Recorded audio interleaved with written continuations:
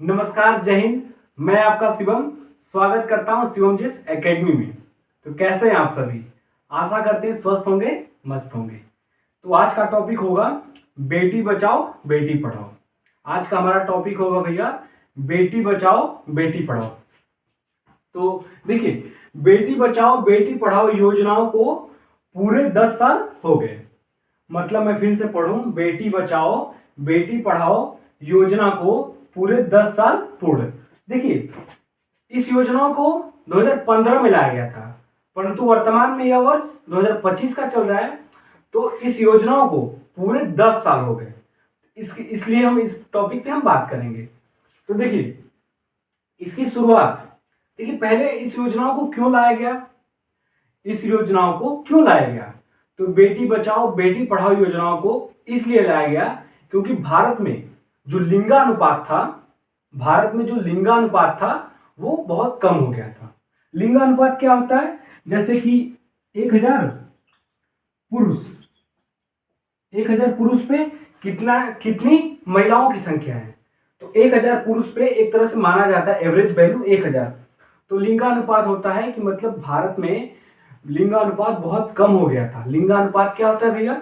तो 1000 पुरुष पे कितनी महिलाओं की संख्या है? महिलाओं की संख्या। तो देखिए, महिलाओं की संख्या बहुत कम हो गया था, इसलिए भारत के प्रधानमंत्री इस योजनाओं को लाए। ठीक है, मैं स्टार्ट करूं तो बेटी बचाओ बेटी पढ़ाओ योजना को पूरे 10 साल। देखिए, इसकी शुरुआत 22 जनवरी 2015 को किया गया। यह कहां से लॉन्च किया गया? मतलब इसकी शुरुआत कहां से हुआ भैया? तो हरियाणा, पानीपत हरियाणा। देखिए, बेटी बचाओ बेटी पढ़ाओ योजना 22 जनवरी 2015 को शुरू किया गया और यह पानीपत हरियाणा से शुरू किया गया। देखिए, भारत में 28 राज्य हैं, तो हरियाणा से ही क्यों शुरू किया गया? ये क्वेश्चन अपने से करिए कि हरियाणा से ही क्यों शुरू किया गया? क्योंकि इस योजना को हरियाणा से इसलिए शुरू किया गया क्योंकि हरियाणा का जो सेक्स रेशियो था, लिंगानुपात था, सबसे कम था। 28 राज्य से सबसे कम हरियाणा का था, इसलिए यह योजना हरियाणा से ही लॉन्च किया गया। ठीक है, तो आप लोग ऐसे याद करिएगा कि भारत में जो लिंगानुपात था हरियाणा का सबसे कम था, इसलिए यह योजना बेटी बचाओ बेटी पढ़ाओ योजना हरियाणा से शुरू किया गया। ठीक है, उसके बाद उद्घाटन कौन किया? बेटी बचाओ बेटी पढ़ाओ योजना का उद्घाटन कौन किया था भैया? तो योजना का उद्घाटन पीएम श्री नरेंद्र मोदी, मतलब इस योजना की उद्घाटन भारत के प्रधानमंत्री श्री नरेंद्र मोदी ने किया। ठीक है, उनके साथ तत्कालीन हरियाणा के तत्कालीन मुख्यमंत्री, तत्कालीन मैं इसलिए बोल रहा हूं क्योंकि 2015 में इस योजना को शुरू किया गया, तो उस समय के मुख्यमंत्री कौन थे? श्री मनोहर लाल खट्टर जी थे। हरियाणा के मुख्यमंत्री श्री मनोहर लाल खट्टर थे, उनके साथ थे। तो इसको ऐसे याद करिएगा कि उद्घाटन बेटी बचाओ बेटी पढ़ाओ योजना का उद्घाटन भारत के प्रधानमंत्री नरेंद्र मोदी ने किया और उनके साथ तत्कालीन हरियाणा के तत्कालीन मुख्यमंत्री श्री मनोहर लाल खट्टर थे। ठीक है, उसके बाद वर्तमान में हरियाणा के मुख्यमंत्री कौन है? तो हरियाणा के मुख्यमंत्री हैं श्री नायब सिंह सैनी। वर्तमान में मुख्यमंत्री हैं हरियाणा के। ये कहां के? एचआर से समझ लीजिएगा, हरियाणा। तो वर्तमान में हरियाणा के मुख्यमंत्री कौन है? श्री नायब सिंह सैनी है। ठीक है, उसके बाद बेटी बचाओ बेटी पढ़ाओ योजना किस मंत्रालय के अंतर्गत आता है? तो बेटी बचाओ बेटी पढ़ाओ योजना महिला और बाल विकास मंत्रालय के अंतर्गत आता है। ठीक है, मैं फिर से रिपीट करूं कि बेटी बचाओ बेटी पढ़ाओ योजना किस मंत्रालय के अंतर्गत आता है? तो महिला और बाल विकास मंत्रालय के अंतर्गत आता है। वर्तमान में महिला और बाल विकास मंत्री कौन है? एक क्वेश्चन भी आ सकता है कि वर्तमान में महिला और बाल विकास मंत्री कौन है? तो श्रीमती अन्नपूर्णा देवी है। इनका संबंध झारखंड से है। तो ये देखिए, कोडरमा एक संसदीय क्षेत्र है, तो कोडरमा से ये लोकसभा की सांसद है। तो वर्तमान में महिला और बाल विकास मंत्री कौन है? श्री अन्नपूर्णा देवी हैं। सॉरी, मैं फिर से रिपीट करूं, श्री नहीं श्रीमती होगा। तो वर्तमान में महिला और बाल विकास मंत्री कौन है भैया? तो श्रीमती अन्नपूर्णा देवी हैं, जो कि कोडरमा लोकसभा की सांसद है। कोडरमा कहाँ पड़ता है? तो झारखंड में पड़ता है। श्री अन्नपूर्णा देवी से याद आ गया कि हमारी माता जी का नाम भी अन्नपूर्णा देवी है। ठीक है, उसके बाद इसका उद्देश्य क्या था? देखिए, कोई भी कार्य इंसान करता है तो उसका एक उद्देश्य होता है। जैसे आप लोग ही पढ़ाई कर रहे हैं तो आप लोग का ही उद्देश्य होगा कि हम पुलिस बनेंगे, हम रेलवे में जॉब करेंगे, चाहे किसी मतलब कोई एसडीएम बनना चाहता होगा, कोई आईपीएस बनना चाहता होगा, तो सबका एक उद्देश्य होता है। वैसे ही बेटी बचाओ बेटी पढ़ाओ योजना का भी एक उद्देश्य था। क्या उद्देश्य था भैया? आइए देखते हैं। देखिए, लिंगानुपात में सुधार। मैंने बोला ना कि भारत में लिंगानुपात बहुत सबसे कम हो गया था। भारत में लिंगानुपात सबसे कम हो गया था, तो इस लिंगानुपात को सुधार के लिए बेटी बचाओ बेटी पढ़ाओ योजना की शुरुआत हुआ। तो पहला क्या है भैया? इसका उद्देश्य क्या है? लिंगानुपात में सुधार। क्या? लिंगानुपात में सुधार। ठीक है, उसके बाद दूसरा क्या है? लैंगिक भेदभाव को कम करना। लैंगिक भेदभाव को कम करना। लैंगिक भेदभाव क्या है भैया? मतलब महिला और पुरुष में भेदभाव को कम करना। क्या मैं फिर से रिपीट करूं कि महिलाओं और पुरुषों में जो भेदभाव है उसको कम करना। ठीक है, उसके बाद लिंग परीक्षण पे रोक। तीसरा क्या भैया? देखिए, और दूसरा क्या था? लैंगिक भेदभाव को कम करना। उसके बाद क्या है? तीसरा क्या है? लिंग परीक्षण पर रोक। लिंग परीक्षण क्या होता है भैया?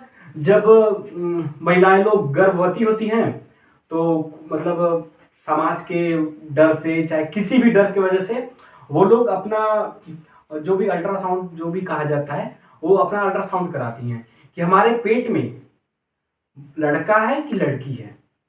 क्योंकि देखिए समाज का विकास महिला और पुरुष दोनों के साथ होता है, इन दोनों का योगदान है। तो परंतु समाज में बहुत सी, क्या बताया जाए, मतलब महिलाओं को बहुत वो दिखा जाता है, जैसे कि किसी को 4 लड़कियां हो गई, चाहे 5 लड़कियां हो गई, तो एक वही समाज, जिस समाज में वो इंसान रह रहा है, वही समाज उस महिला को कहेगा कि इनकी तो लड़कियां ही हैं, मतलब कि इनकी तो लड़कियां ही हैं, लड़का नहीं है, इनका कौन साथ देगा।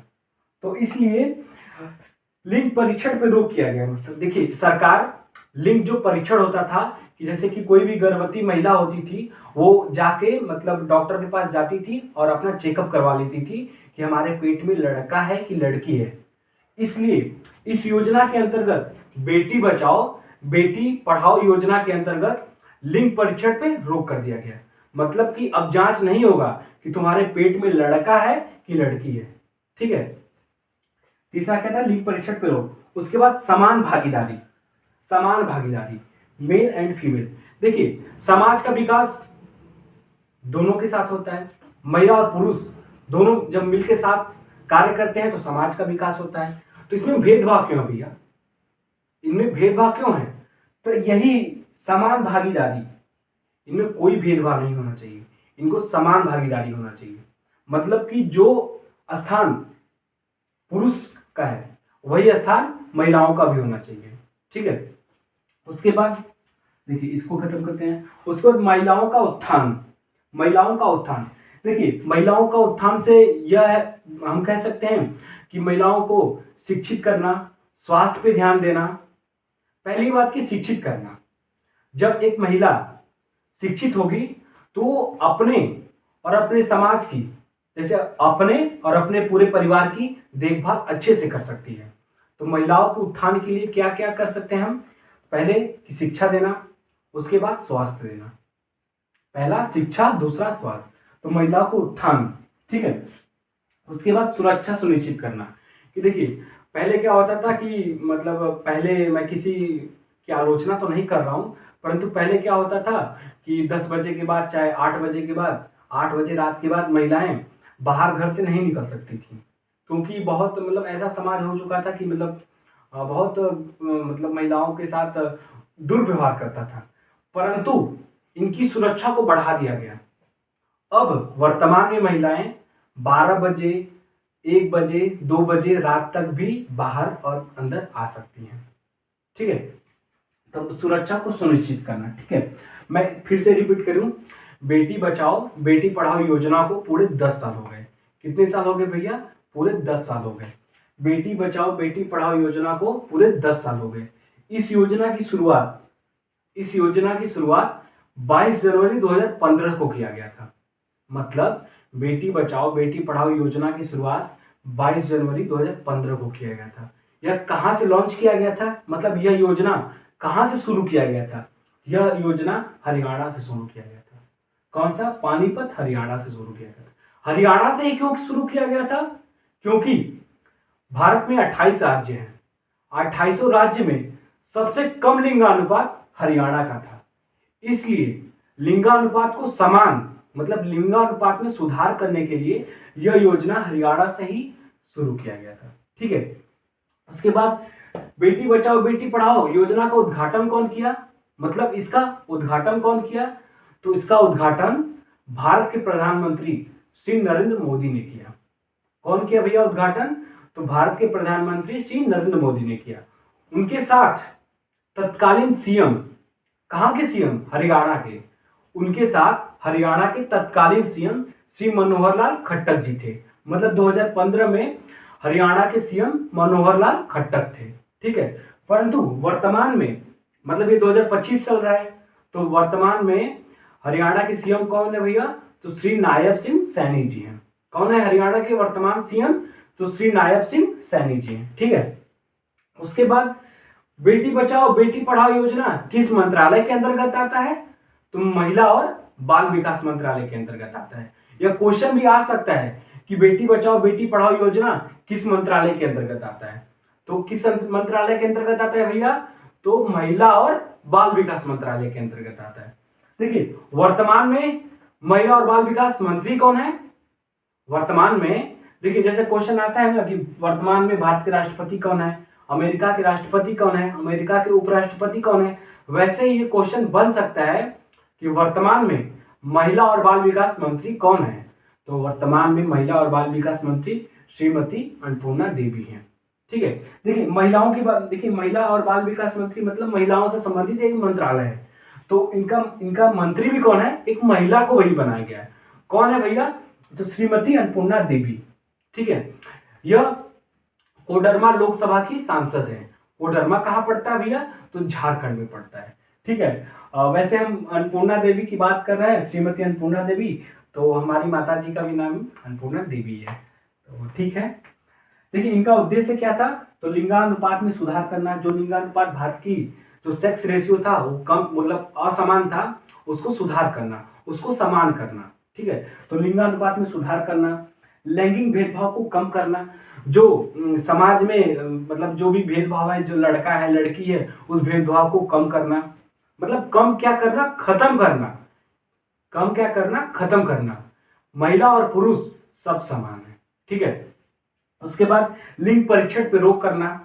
लिंग परीक्षण का आशय क्या है कि जब महिला पहले गर्भवती होती थी तो उनके परिवार के लोग चाहे खुद जो भी किसी कारणवश वो डॉक्टर के पास जाती थी और डॉक्टर से कहती थी कि आप हमारा जांच करिए कि हमारे पेट में बच्चा है, तो लड़का है कि लड़की है। पहले जांच हो जाता था, नॉर्मली जांच हो जाता था, नॉर्मली जांच हो जाता था। परंतु वर्तमान में जब से बेटी बचाओ बेटी पढ़ाओ योजना की शुरुआत किया गया है, तब से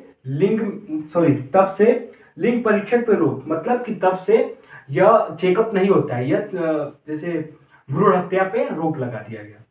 भ्रूण हत्या पे रोक लगा दिया गया, मतलब कि अब चेकअप नहीं होगा कि आपके पेट में लड़का है कि लड़की है। ठीक है, तो क्या था कि मतलब लिंग परीक्षण पे रोक था। ठीक है, उसके बाद समान भागीदारी। समान भागीदारी क्या है भैया? जो देखिए समाज का विकास दोनों करते हैं, महिला और पुरुष दोनों करते हैं। इनमें क्यों असमानता है? इनको समान करिए भैया, क्योंकि देखिए महिला भी कुछ योगदान दे रही है, पुरुष भी कुछ योगदान दे रहा है, तो समाज का विकास हो रहा है। इनमें भेदभाव क्यों है? इनकी भेदभाव कम करने के लिए देखिए बेटी बचाओ बेटी पढ़ाओ योजना के अंतर्गत इनमें क्या था? समान भागीदारी। ठीक है, बेटी बचाओ बेटी पढ़ाओ योजना के अंतर्गत समान भागीदारी किया गया। जो कि मेल और फीमेल में कोई भेदभाव नहीं होगा, लड़का है कोई दिक्कत नहीं है, लड़की है कोई दिक्कत नहीं है, ठीक है। उसके बाद क्या था, महिलाओं के उत्थान। देखिए महिलाओं का उत्थान कैसे हो सकता है, उनको स्वास्थ्य दीजिए, शिक्षा दीजिए। जब महिला शिक्षित हो जाएगी उसको कोई दिक्कत नहीं है, वो अपने खुद खुद सब कुछ कर लेगी। तो उत्थान का क्या है भैया, उत्थान का कारण क्या हो सकता है, स्वास्थ्य और शिक्षा, ठीक है। तो शिक्षा देंगे तो खुद महिला अपना मतलब कैसे रहना है, कैसे क्या करना है, सब कुछ कर लेगी। तो महिलाओं को उत्थान में क्या था, शिक्षा और स्वास्थ्य था, ठीक है। उसके बाद सुरक्षा निश्चित करना। पहले की महिलाएं 8 बजे के बाद निकलने में डर लगता था कि हमारे साथ कुछ अनहोनी ना हो जाए, कोई हमारे साथ गलत काम ना कर दे। गलत काम दैट मीन्स कि दुर्व्यवहार ना कर दे। तो सुरक्षा को बढ़ा दिया गया, मतलब कि अब महिलाएं कभी भी रात हो चाहे दिन हो, कहीं भी जा सकती हैं, ठीक है। तो हमारा क्या टॉपिक था, बेटी बचाओ बेटी पढ़ाओ योजना, ठीक है।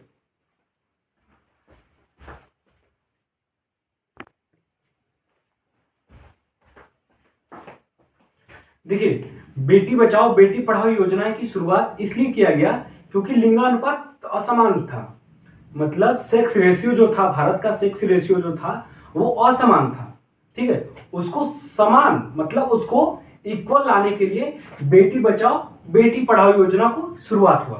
देखिए बेटी बचाओ बेटी पढ़ाओ योजना को पूरे 10 साल हो गए। इसमें कुछ सुधार हुआ है कि नहीं सुधार हुआ है, आइए हम देखते हैं। देखिए जब बेटी बचाओ बेटी पढ़ाओ योजना जब शुरुआत किया गया, इस उद्देश्य से शुरुआत किया गया क्योंकि जो भारत का जो सेक्स रेशियो था वो असमान था, उसको समान लाने के लिए बेटी बचाओ बेटी पढ़ाओ योजना की शुरुआत किया गया, ठीक है।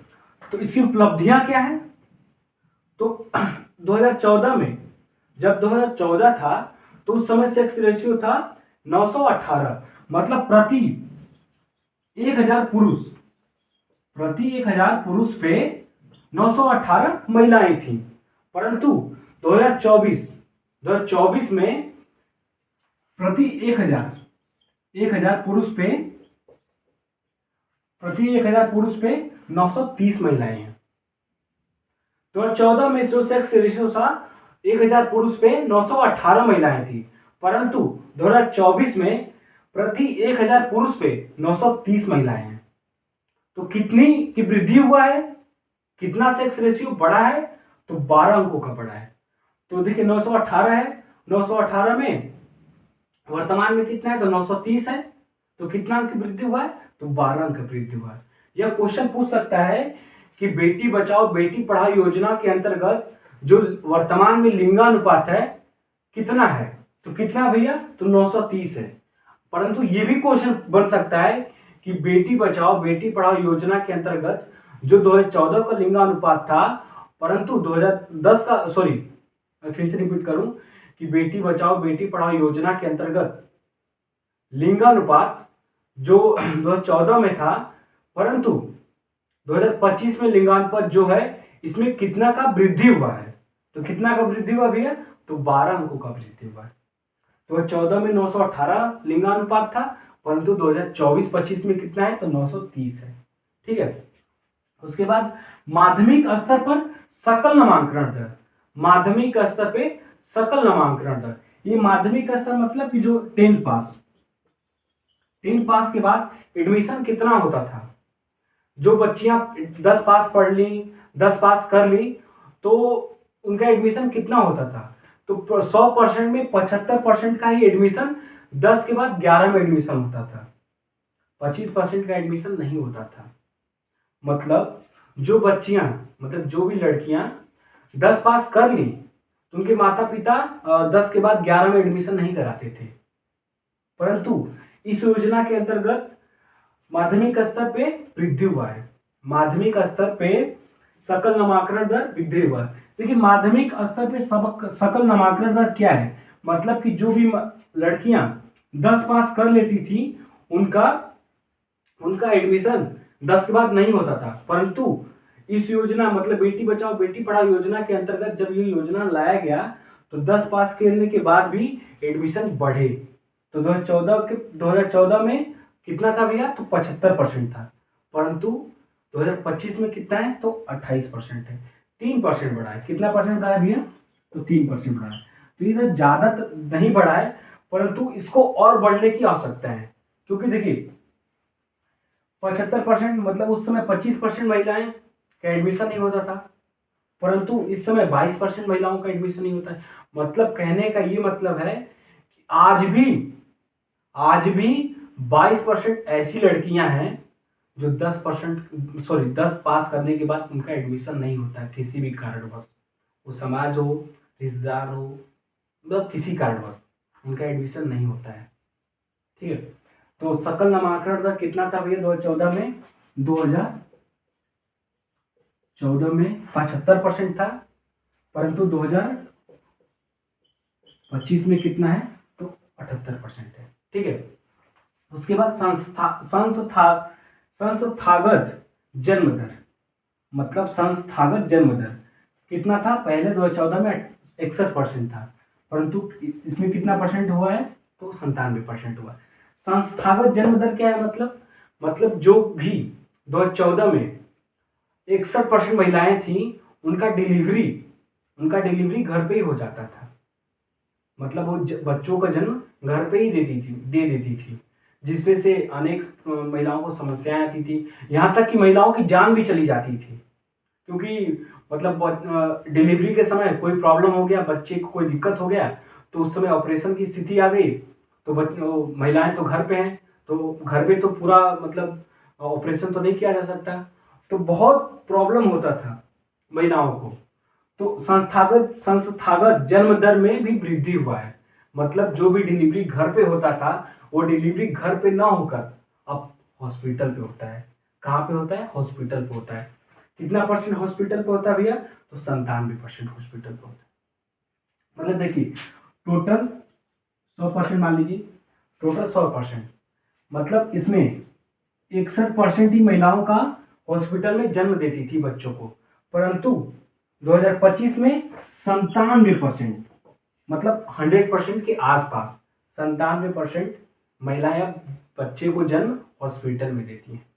देखिए आशा दीदी का नाम सुना होगा आपने। तो आशा दीदी को एक टैबलेट दिया जाता है, और आशा दीदी को मतलब पूरे गांव में ये पता करती रहती हैं कि मतलब किसको बच्चा होने वाला है, किसको क्या होने मतलब किसको बच्चा होने वाला है। ठीक है। तो वो आशा दीदी लोग क्या करती हैं कि जिसको बच्चा होने वाला है उसको ध्यान देती हैं। जब उनका डिलीवरी का टाइम होता है, तो वो जब बच्चे को जन्म देने वाली होती है, तो उनको हॉस्पिटल में ले जाती हैं। ठीक है। तो संस्थागत जन्म दर में मतलब कहने का ये मतलब था कि जो 2014 के आसपास जो भी महिलाएं 100 में 61% ही बच्चे को जन्म हॉस्पिटल में देती थी, परंतु वर्तमान में 2025 में 100% में 97% महिला अब बच्चे को जन्म हॉस्पिटल में देती है। ठीक है। उसके बाद बाल विवाह, मतलब क्या है कि जिनकी उम्र 18 साल से कम है, उनकी शादी हो गई, तो जिनका उम्र 18 वर्ष से कम है, वो बाल विवाह के श्रेणी में आ जाता है। ठीक है। मान लीजिए कि मेल है या फीमेल है, इसका उम्र 18 साल से कम है, इनकी शादी इनसे करा देते हैं, इनसे करा देते हैं, तो इनके विवाह को हम क्या बोलेंगे? बाल विवाह। मतलब इनका एज 18 साल से कम है, इनकी शादी करा देते हैं, तो इस शादी को हम बाल विवाह कहते हैं, जो कि कानूनन अपराध है। तो पहले बाल विवाह कितना होता था? 2005 के आसपास, 2005 और 6 में 47% होता था बाल विवाह, मतलब एवरेज 50% बाल विवाह होता था। 2014-15 में कितना परसेंट होता था? तो 26% होता था। कितना परसेंट? 26% होता था। परंतु 2020-21 में कितना होता है भैया? तो 23% होता है। मतलब कहने का ये रिपोर्ट बताता है कि मतलब आज भी बाल विवाह हो रहा है। 23% आज भी, मतलब 100% में 23% आज भी बाल विवाह हो रहा है, जो कि कानूनन अपराध है। तो बाल विवाह के में भी सुधार लाया गया। बेटी बचाओ बेटी पढ़ाओ के मैं फिर से रिपीट करूं, बेटी बचाओ बेटी पढ़ाओ योजना के अंतर्गत जो बाल विवाह, उसमें भी सुधार लाया गया। कितना सुधार लाया गया भैया? पहले 50% था 2005 में, 47% के आसपास था, 47% था, ठीक है। 2014 में 26% था, परंतु वर्तमान में 2020-21 में कितना है, तो 23% है, ठीक है। उसके बाद सुकन्या समृद्धि योजना, देखिए बेटी बचाओ बेटी पढ़ाओ योजना के अंतर्गत प्रधानमंत्री ने एक योजना को और जोड़ा। कौन योजना को जोड़ा गया, सुकन्या समृद्धि योजना। ये सुकन्या समृद्धि योजना क्या है, तो देखिए जो भी मतलब लड़कियां हुई उनको एक खाता खुलवा दिया, केवल मतलब उनको खाता खुलवा दिया जाता था। मतलब सुकन्या समृद्धि योजना के अंतर्गत केवल महिलाओं का ही एक खाता खुलता था, एक खाता खुलता था, जिनमें उनके पेरेंट्स, उनके माता पिता जो भी अभिभावक हो गए, उनमें उस खाते में कुछ रुपए डालते थे। मतलब सुकन्या समृद्धि योजना के अंतर्गत महिलाओं को एक खाता खुलवाया जाता था, जो कि पेरेंट्स अपने बच्चों के भविष्य के लिए, चाहे बच्चों के शादी के लिए कुछ पैसे डालते रहते थे। मतलब कुछ पैसे, जैसे मतलब ये पेरेंट्स हो गए, ये बेटा हो गया इनका, सॉरी इनकी बेटी हो गई, ये महिला की मतलब सुकन्या समृद्धि योजना के अंतर्गत इस महिला का खाता इस बैंक के अंतर्गत खुलवा दिया गया, ठीक है। ये क्या हो गया, पेरेंट्स हो गए। ये पेरेंट्स क्या करेंगे, ये खाता में कुछ रुपए धीरे धीरे मतलब कुछ धीरे धीरे डालते जाएंगे, ठीक है। और एक ऐसा समय आएगा कि जब बेटी मतलब जब बेटी पढ़ने मतलब उच्च शिक्षा मतलब कि कहीं और जाके पढ़ना चाहती है, कोई एकेडमी मतलब ज्वाइन करना चाहती है, मतलब उसके शिक्षा और स्वास्थ्य और उसकी शादी में उस पैसे को काम किया जाए, ठीक है। और इस खाते में कोई टैक्स नहीं लगता है, मतलब कि ऐसा नहीं होता है कि आप इतना रुपया रख दिए हैं तो उस पर टैक्स लगेगा, सरकार टैक्स लेती है। परंतु सुकन्या समृद्धि योजना के अंतर्गत जो अकाउंट खोला जाता था उस पर कोई टैक्स नहीं लगता था, और जो भी आप पैसा जमा करते थे वो सरकार उस पर ब्याज देती थी। ब्याज कितना देती थी, तो अधिक से अधिक ब्याज देती थी, ठीक है। तो सुकन्या समृद्धि योजना सुकन्या समृद्धि योजना के अंतर्गत महिलाओं का एक खाता खुलवाया जाता था, जिसमें पेरेंट्स कुछ रुपए डालते रहते थे, ठीक है। और उस पैसे को भविष्य में उसको शिक्षा, उसकी शादी, चाहे जो भी कार्य करने के लिए उस लड़की के ही भविष्य के लिए उस पैसे का खर्च किया जाता था, ठीक है। और उस पैसे पे सरकार अधिक से अधिक ब्याज देती थी, ठीक है। और यह पैसा 18 वर्ष से कम, जब लड़की 18 वर्ष से कम रहेगी तो वो पैसा नहीं निकाला जा सकता है। क्यों नहीं निकाला जा सकता है भैया, क्यों 18 साल से कम, 18 साल के बाद इसलिए निकाला जाता था क्योंकि जो लड़की है कॉलेज स्तर पे जा गई पढ़ने, तो कॉलेज स्तर पे पढ़ाई मतलब पैसा लगते हैं, अधिक से अधिक पैसे लगते थे, तो वो पैसा निकाल कर कॉलेज स्तर पे मतलब उसको शिक्षा ग्रहण करती थी, ठीक है। तो हमारा टॉपिक था, आज का हमारा टॉपिक था बेटी बचाओ बेटी पढ़ाओ योजना। मैं फिर से रिपीट करूं कि आज का हमारा टॉपिक था बेटी बचाओ बेटी पढ़ाओ योजना, ठीक है। उसको पूरे 10 साल हो गए। इस योजना की शुरुआत 2015 में किया गया था।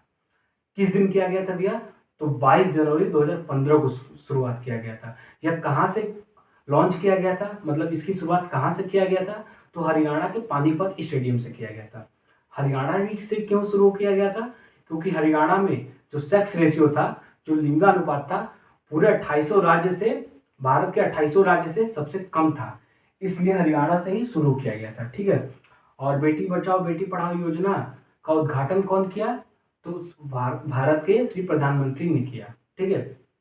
और उनके साथ तत्कालीन हरियाणा के सीएम मनोहर लाल खट्टर थे, परंतु वर्तमान में हरियाणा के सीएम है नायब सिंह सैनी है, ठीक है। और बेटी बचाओ बेटी पढ़ाओ योजना किस मंत्रालय के अंतर्गत आता है, तो बेटी बचाओ बेटी पढ़ाओ योजना महिला और बाल विकास मंत्रालय के अंतर्गत आता है, ठीक है। और महिला और बाल विकास मंत्री कौन है, वर्तमान में महिला और बाल विकास मंत्री कौन है भैया, तो श्रीमती अन्नपूर्णा देवी हैं। इनका संबंध झारखंड से है। यह कोडरमा के संसदीय क्षेत्र से आती है, मतलब यह कोडरमा की सांसद है। वर्तमान में कोडरमा झारखंड में पड़ता है। तो श्रीमती अन्नपूर्णा देवी वर्तमान में क्या है भैया, तो महिला और बाल विकास मंत्री हैं, ठीक है। और इसकी उपलब्धियां क्या थी भैया, तो इसमें सेक्स रेशियो में वृद्धि हुआ। 2014 में 918 सेक्स रेशियो था, परंतु 2024 में 2030 सेक्स रेशियो हो गया। कितनी संख्या की वृद्धि हुआ, तो 12 अंकों का वृद्धि हुआ, ठीक है। और उसके बाद माध्यमिक स्तर पे सकल नामांकन दर कितना हुआ, मतलब कि जो लड़कियां 10 पास कर लेती थी उनकी संख्याएं मतलब उनका परसेंटेज कितना था, तो 2014 में 75% था, परंतु 2025 में 78% हो गया, 3% की वृद्धि हो गया। ठीक है। उसके बाद संस्थागत जन्म दर, मतलब संस्थागत जन्म दर क्या है, मतलब कि मतलब जो भी महिलाएं का मतलब जो भी महिलाओं का डिलीवरी अधिक से अधिक मतलब हॉस्पिटल में कराया जाए। इनका उद्देश्य है कि जो भी महिलाओं का डिलीवरी होने वाला है, मतलब जो भी महिलाएं बच्चों को जन्म देने वाली हैं, उनका जो डिलीवरी होता है वो अधिक से अधिक हॉस्पिटल में कराया जाए। क्यों हॉस्पिटल में कराया जाए भैया? क्योंकि देखिए गांव में पूरे चीज की उपलब्धता नहीं होती है। मान लीजिए कोई प्रॉब्लम हो गया, डिलीवरी में प्रॉब्लम हो गया, तो ऑपरेशन करना पड़ गया, तो गांव में कैसे ऑपरेशन होगा? इसलिए सरकार ने कहा कि बेटी बचाओ बेटी पढ़ाओ योजना के अंतर्गत जो संस्थागत जन्म दर था, पहले कितना था, 61% था, मतलब 100% में 61% ही महिलाएं हॉस्पिटल में जन्म देती थी, परंतु वर्तमान में 97% महिला हॉस्पिटल में जन्म देती हैं। ये तो बहुत अच्छी बात हो गई भैया, माता भी सेफ, बच्चा भी सेफ। ठीक है। तो संस्थागत जन्म दर में मतलब कि जो महिलाएं 61% हॉस्पिटल में जन्म देती थी, उनको बढ़ाकर 97% महिलाएं हॉस्पिटल में जन्म देती हैं। ठीक है। उसके बाद बाल विवाह पर भी मतलब सुधार किया गया। 2005 के आसपास 47% बाल विवाह होता था, मतलब एवरेज वैल्यू मान लीजिए तो 50% बाल विवाह होता था। जिनकी उम्र 18 साल से कम है उनकी भी शादी 50% हो जाता था, परंतु 2014 में क्या था, 26% बाल विवाह 26% होने लगा, परंतु 2020-21 के आसपास 23% बाल विवाह हो गया। अभी भी बाल विवाह हो रहा है। इस पे सरकार को कड़ी से कड़ी मतलब नियम निकालना चाहिए कि बाल विवाह कानूनन अपराध है। ऑब्वियसली अपराध है भैया, मतलब लड़कियों की शादी चाहे लड़कों की शादी बाल विवाह मतलब क्यों पहले करा दिया जा रहा है? उनको भी जीने का हक है, उनको भी पढ़ने का हक है, उनको भी अपने सपने पूरा करने का हक है। देखिए सबको सपने पूरा करने का हक है भैया। किसी को आप रोकना चाहें तो आपको आपकी गलतफहमी है, आप लोग किसी को नहीं रोक सकते और नहीं रोकना भी नहीं चाहिए। ठीक है। तो जो भी बाल विवाह हो रहा है वो अभी भी हो रहा है, परंतु इस पे सरकार को कड़ी से कड़ी नियम निकालना चाहिए और बाल विवाह को रोकना चाहिए। ठीक है। तो आज के लिए हम इतना ही रखते हैं और उम्मीद करते हैं आप लोगों को क्लास समझ में आया होगा। यदि क्लास आप लोग को समझ में आया होगा तो लाइक और शेयर करिएगा, और यदि कोई भी क्लास में प्रॉब्लम होती है तो आप लोग कमेंट के माध्यम से आप अपनी बातें हमारे तक पहुंचाइए कि सर आपको मतलब बोलने में क्या मतलब आपको पढ़ाने में ये प्रॉब्लम था, आपको लिखने में ये प्रॉब्लम था, हमको आपकी लिखावट समझ में नहीं आती है, आपकी भाषाएं समझ में नहीं आती हैं, तो आप लोग कोई भी दिक्कत होता है तो आप लोग कमेंट किया करिए। ठीक है। उसको हम सुधारने का प्रयास करेंगे, पूर्ण प्रयास करेंगे कि हम उसको सुधारें। ठीक है। तो उम्मीद करते हैं आप लोग क्लास समझ में आया होगा। तो आज के लिए हम इतना ही रखते हैं और अगले दिन अगले टॉपिक पे बात करेंगे। तो आज के लिए हम इतना ही रखते हैं। तो जय हिंद।